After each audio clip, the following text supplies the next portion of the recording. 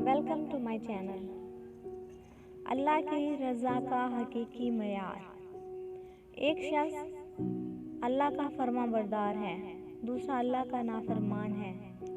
दोनों मछली का शिकार करने जाते हैं। एक अपने बुतों का नाम लेता है और जाल फेंकता है। इसके जाल में मछलियाँ आती हैं। दूसरा अल्लाह का नाम लेता है और जाल फेंकता है और इसके जाल में कुछ नहीं आता।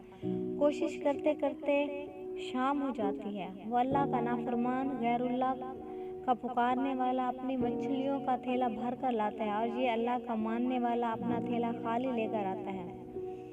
अल्लाह का फरिश्ता गमगीन होता है और अर्ज करता है कि ए अल्लाह, वो तेरा नाम लेने वाला खाली हाथ आ रहा है और तेरे दुश्मन का नाम लेने वाला मछलियों से भरा हुआ थैला ला रहा है। इस पर अल्लाह रब्बुल इज़्ज़त फरिश्ते को इन दोनों का आखिरत में ठिकाना दिखाते हुए कहते हैं कि देखो, जो मछलियाँ भर के ला रहा है इसका ठिकाना जहन्नम है। मछलियाँ इसके किस काम की, और जो खाली हाथ आ रहा है इसका मस्कन ये जन्नत है और इसका कोई बदल नहीं।